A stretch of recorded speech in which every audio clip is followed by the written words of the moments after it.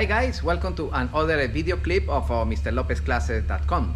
Today we are going to continue with the analysis of the oil sample, and we are going to check component by component, metal by metal dispersed in the oil sample when you receive the report. And we are going to analyze one per one. Now we are going to check what are the metals that I recommend that you need to pay attention. Number one, chromium. And we are going to check in what parts of the engine internally you found it chromium.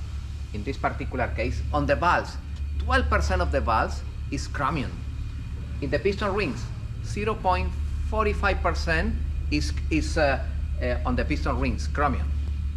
On the crankshaft, 0.82%, and on the camshaft, 1.4%. In other words, chromium, the component with higher content of chromium, are the valves. Let me check what happened if I have problems on the valves.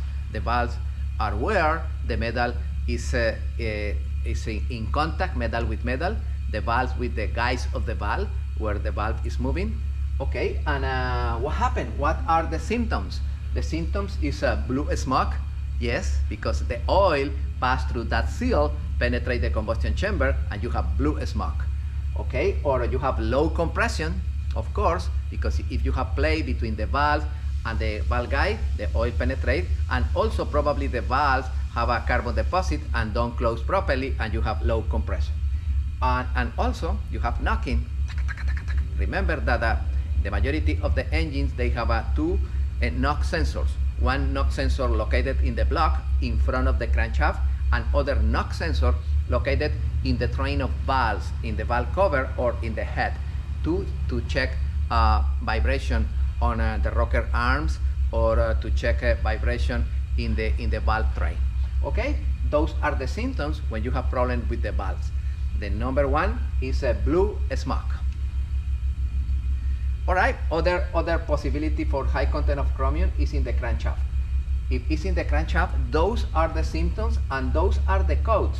All of the codes are PO 300, 301, 335, 336, 337, and 338. And the symptoms are misfiring, acceleration, hesitation, backfiring and stalling, intermittent starting, engine vibration, and difficult to start. All of those problems related with the crankshaft are basically problems related to start the engine. Start the engine in the morning, at the beginning.